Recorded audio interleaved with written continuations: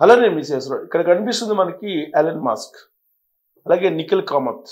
ఒక podcast interview చేశాడు Nikhil Kamath Elon Musk తోటి. ఆ సందర్భంగా ఆయన సంచలనమైనటువంటి 2 విషయాలని చెప్పారు. దాంట్లో ప్రధానంగా ఒకటి ఏంటంటే భారతదేశంలో స్టార్ లింక్ రాబోతుంది. ఇది టెక్నాలజీలో సంచలనమైనటువంటి మార్పులు తీసుకురాబోతుంది భారతదేశంలో అనేటువంటి విషయాన్ని ఎలన్ మాస్క్ చెప్పడం జరిగింది. దాంతోపాటు స్టార్ లింక్ కారణంగా ఎక్కువగా సిటీస్ కన్నా కూడా గ్రామీణ ప్రాంతాలు ఎక్కువగా లాభపడే అవకాశం ఉందని చెప్పి ఆయన అంచనా వేస్తున్నారు. దానికి కారణం ఏంటంటే ఈ స్టార్ లింక్ ద్వారా వచ్చేటువంటి కనెక్షన్స్ ఏవైతే ఉన్నాయో కొండల ప్రాంతంలో కానీ గుట్టల ప్రాంతంలో కానీ ప్రకృతి వైపరీత్యాలు సంభవించినప్పుడు కానీ ఎప్పుడైనా సరే ఇంటరప్షన్ లేకుండా ఇంటర్నెట్ పనిచేస్తుంది. ఇది దాదాపుగా 500 కిలోమీటర్ల దూరంలో భూకక్షలో కొన్ని వందల శాటిలైట్స్ని ఈయన ఎలన్ మాస్క్ భారతదేశంలో శాటిలైట్ ద్వారా ఈ ఇంటర్నెట్ కనెక్షన్ ఇవ్వబోతుంది. కొన్ని వందల శాటిలైట్స్ని పంపించారు. భూకక్షలో తిరుగుతూ ఉంటాయి. అవి దాదాపుగా 500కు పైగా ఇప్పటికే పంపించినారు. టోటల్గా 750 శాటిలైట్ నుంచి పంపించడం ద్వారా ఆ శాటిలైట్స్ నుంచి వచ్చేటువంటి సిగ్నల్స్ ద్వారా మీకు స్టార్ లింక్ ఇంటర్నెట్ను ప్రొవైడ్ చేయబోతుంది. ఆ ఇంటర్నెట్లో హై స్పీడ్ ఇంటర్నెట్ వస్తుంది, ఇంటరప్షన్ లేకుండా వస్తుంది. జనరల్గా మనకేంటి ఇప్పుడు కేబుల్ ద్వారా వస్తుంది. కేబుల్ ద్వారా మనకి ఇంటర్నెట్ను వాడుకుంటున్నాం. అలాగే మొబైల్స్ కూడా, మొబైల్స్ ఇప్పుడు ఏంది ఎయిర్టెల్ లాంటివి లేదంటే టాటా ఐడియా లాంటివి ఇవన్నీ కూడా మనకి పోల్స్ ఉంటాయి, టవర్స్. ఈ టవర్స్ నుంచి మన సిగ్నల్ వస్తుంది మన మొబైల్స్కి. ఎప్పుడైతే ప్రకృతి వైపరీత్యాలు సంభవిస్తాయో అప్పుడు ఇంటర్నెట్ కానీ, ఎందుకంటే ల్యాండ్ నుంచి కేబుల్ వెళ్తుంది కాబట్టి ఇంటర్నెట్ కానీ లేదంటే టవర్స్ నుంచి కానీ సిగ్నల్స్ డిస్టర్బ్ అవుతాయి. సో సిగ్నల్స్ రావు, ఇంటరప్షన్ వస్తుంది. పైగా హై స్పీడ్ ఉండదు, హై స్పీడ్ లేకుండా ఉంటుంది. అలాంటి సమస్యలను అధిగమిస్తూ ఇప్పుడు స్టార్ లింక్ డైరెక్ట్గా భారతదేశానికి కనెక్షన్స్ ఇవ్వబోతోంది. అవి వస్తే కనుక కేబుల్ నెట్వర్క్ ఏదైతే ఉందో ఈ కేబుల్ నెట్వర్క్ దెబ్బతింటుందని చెప్పేసి గత కొంతకాలంగా చర్చ జరుగుతుంది. అయితే ఎలన్ మాస్క్ ఈ పాడ్కాస్ట్ ఇంటర్వ్యూలో ఒక క్లారిటీ ఇచ్చారు. కేబుల్ నెట్వర్క్కి ఏమాత్రం ఇబ్బంది ఉండదు, కేబుల్ నెట్వర్క్ అలానే కంటిన్యూ అవుతుంది. కేబుల్ నెట్వర్క్ అనేది టార్గెట్ కాదు స్టార్ లింక్కి, గ్రామీణ ప్రాంతాలే టార్గెట్. భారతదేశంలో ఉండేటువంటి గ్రామీణ ప్రాంతాలకు ఇంటరప్షన్ లేకుండా నెట్ను అందించడమే, ఇంటర్నెట్ను అందించడం, అలాగే మొబైల్స్కి సిగ్నల్స్ అందించడమే తమ లక్ష్యం అని చెప్పి చెప్తూ ఉన్నారు. ఆయన ఎందుకో ఒక అభిప్రాయం వ్యక్తం చేశారు ఆ పాడ్కాస్ట్ ఇంటర్వ్యూలో. జనసాంద్రత ఎక్కువగా ఉండేటువంటి సిటీస్లో స్టార్ లింక్ అవసరం లేదు, స్టార్ లింక్ సిగ్నల్స్ పూర్తి స్థాయిలో అందించలేకపోవచ్చు, బట్ గ్రామీణ ప్రాంతాల్లో అయితే పూర్తి స్థాయిలో అందించడానికి ఇంటరప్షన్ లేకుండా అవకాశం ఉంది అనేటువంటి ఒక అభిప్రాయాన్ని వ్యక్తం చేశారు. మరి ఆయనేమో ఈ స్టార్ లింక్ కనెక్షన్స్ని ఫస్ట్ మెట్రోపాలిటన్ సిటీస్లోనే లాంచ్ చేస్తున్నామని చెప్పారు. ఇంకొక వైపు ఏమో జనసాంద్రత ఎక్కువగా ఉండేటువంటి చోట ఈ స్టార్ లింక్ కొంత వైబిలిటీ తక్కువ ఉంటుంది, వైబిలిటీ ఉండకపోవచ్చు అనేటువంటి సందేహాన్ని కూడా వ్యక్తం చేశారు. ప్యూర్గా గ్రామీణ ప్రాంతాలకు సంబంధించినటువంటి సేవలను అందించడానికి స్టార్ లింక్ బాగా ఉపయోగపడుతుంది అని చెప్పి ఆయన వ్యక్తం చేయడం జరిగింది. అంటే ఇప్పటి వరకు కేబుల్ వ్యవస్థ ఏదైతే ఉందో ఆ కేబుల్ వ్యవస్థ చెందుతున్నటువంటి ఆందోళనకు ఆయన పాడ్కాస్ట్ ఇంటర్వ్యూ ద్వారా ఫుల్ స్టాప్ తాత్కాలికంగా పడిందని చెప్పొచ్చు. ఇక రెండో అంశం ఏంటంటే భారతదేశంలో ఉండేటువంటి నిపుణులు ఎవరైతే ఉన్నారో వాళ్ళు అమెరికాకి అద్భుతమైనటువంటి సేవలు చేశారు. H1B వీసా తోటి వచ్చి అమెరికా టెక్నాలజీని మరో లెవెల్కి తీసుకెళ్లారు. ఖచ్చితంగా భారతీయులు చాలా ప్రతిభావంతులు, చాలా తెలియగలిగినటువంటి వాళ్ళు, చాలా ఇన్నోవేషన్ తోటి ఆలోచించేటువంటి సామర్థ్యం ఉన్నటువంటి వాళ్ళు భారతీయులు అని చెప్పి ఆయన పొగడ్తలతో ముంచెత్తేశారు.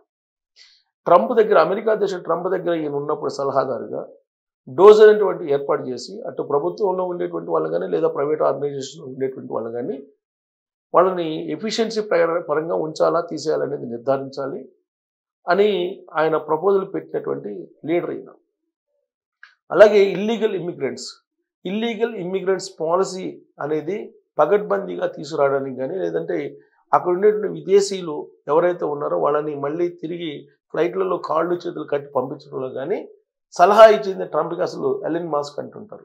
కానీ ఇప్పుడు ఎలన్ మాస్క్ యూటర్న్ తీసుకున్నట్టు కనిపిస్తుంది పాడ్కాస్ట్ ఇంటర్వ్యూలో వెల్లడించినటువంటి అభిప్రాయాన్ని బట్టి చూస్తే. ఎందుకనంటే భారతీయులు లేనిదే అమెరికా టెక్నాలజీ నడవదు అని చెప్పి ఆయన చాలా క్లియర్గా చెప్పారు. పైగా రాబోయేటువంటి రోజుల్లో విప్లవాత్మకమైన మార్పులు రాబోతున్నాయి టెక్నాలజీ రంగంలో. దానికి భారతీయుల సహాయ సహకారాలు అవసరము అని చెప్పి చెప్తూ H1B వీసాల్ని ఖచ్చితంగా భారతీయులకి ఇవ్వాల్సిందే, వాళ్ళు లేకపోతే కంపెనీలు కూడా రన్ కావు అనేటువంటి అభిప్రాయాన్ని వ్యక్తం చేశారు. అయితే అట్ ద సేమ్ టైం ఇల్లీగల్గా వచ్చేటువంటి వాళ్ళని మాత్రం కట్టడి చేయాలి. బైడెన్ అధికారంలో ఉన్నప్పుడు ఇల్లీగల్గా ఇమ్మిగ్రెంట్స్ అనేక మంది వచ్చారు.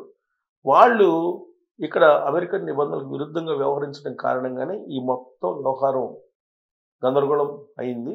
కాబట్టి లీగల్గా వచ్చేటువంటి ఇమ్మిగ్రెంట్స్ ఎవరైతే ఉన్నారో ఇండియన్స్, వాళ్ళని ఆహ్వానించాలి, అమెరికాలో వాళ్ళ అవసరం ఉంది అని చెప్పి ఆయన ఒక నిర్ధారణకి వచ్చేసారు.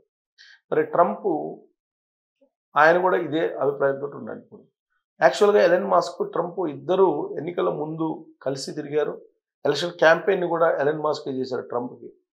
ఎలక్షన్ అయిపోయిన తర్వాత ట్రంప్ అమెరికా అధ్యక్షుడు అయిన తర్వాత కీలకమైనటువంటి వ్యక్తుల్లో కోటరీలో ఒకళ్ళుగా ఎలన్ మాస్క్ ఉన్నారు ట్రంప్కి. ఆ తర్వాత ఇద్దరి మధ్య ఇష్యూ వచ్చింది. ఇష్యూ రావడంతో ఆయన కంపెనీలని, ఎలన్ మాస్క్ నిర్వహిస్తున్నటువంటి టెస్లా లాంటి కంపెనీలని, స్పేస్ ఎక్స్ లాంటి కంపెనీలని దెబ్బతీయడానికి కూడా ట్రంప్ ప్రయత్నం చేశాడు. అంటే వాళ్ళిద్దరు ఎంత కలిసి మెలిసి ఎన్నికల ముందు ఎన్నికల తర్వాత కొంతకాలం పాటు ఉన్నారో అంతకంటే విరుద్ధంగా ఇప్పుడు వాళ్ళు వ్యవహరిస్తున్నారు. వాళ్ళ నిర్ణయాలు కూడా అదే విధంగా ఉన్నాయి. టెస్లా కంపెనీని అసలు భారతదేశంలో పెట్టొద్దని చెప్పి సలహా ఇచ్చారు ట్రంప్. అసలు లాంచ్ చేయొద్దు భారతదేశంలో, America first, great America, make again అనేటువంటి కాన్సెప్ట్ మనం తీసుకున్నాం, కాబట్టి అమెరికాలోనే విస్తరింపజేయండి, టెస్లాని అమెరికా నుంచి భారతదేశానికి పంపించొద్దు అని చెప్పి సలహా ఇచ్చారు ట్రంప్.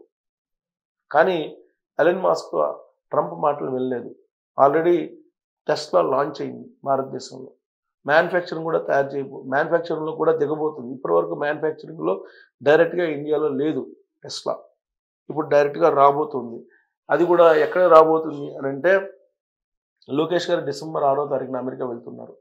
దీనికి సంబంధించిన లైజనింగ్ చేయబోతున్నారు అనేది కూడా తెలుస్తుంది. సో కాబట్టి ఆంధ్రప్రదేశ్కి ఒకవేళ టెస్లా రావడం అంటూ జరిగితే భారతదేశానికి పోటీ పడుతున్నటువంటి రాష్ట్రాలు కర్ణాటక, అలాగే తెలంగాణ, ఆంధ్రప్రదేశ్. సో ఆంధ్రప్రదేశ్లో అనుకూలమైనటువంటి పాలసీలు, అనుకూలమైనటువంటి మ్యాన్ పవరు ఇవన్నీ ఉన్నాయి కాబట్టి ఆంధ్రప్రదేశ్కి ఎక్కువ ప్రిఫర్ చేసే అవకాశం ఉంది ఎలన్ మాస్క్ అనేది కూడా వినిపిస్తుంది. ఒకవేళ సెంట్రల్ గవర్నమెంట్ కూడా టెస్లాని సలహా అడిగితే టెస్లా ఖచ్చితంగా ఆంధ్రప్రదేశ్కి సజెస్ట్ చేసేటువంటి అవకాశం కూడా ఉంది. ఆ మేరకు లైజనింగ్ చేస్తూ ఉన్నారు కూడా. సో ఓవరాల్గా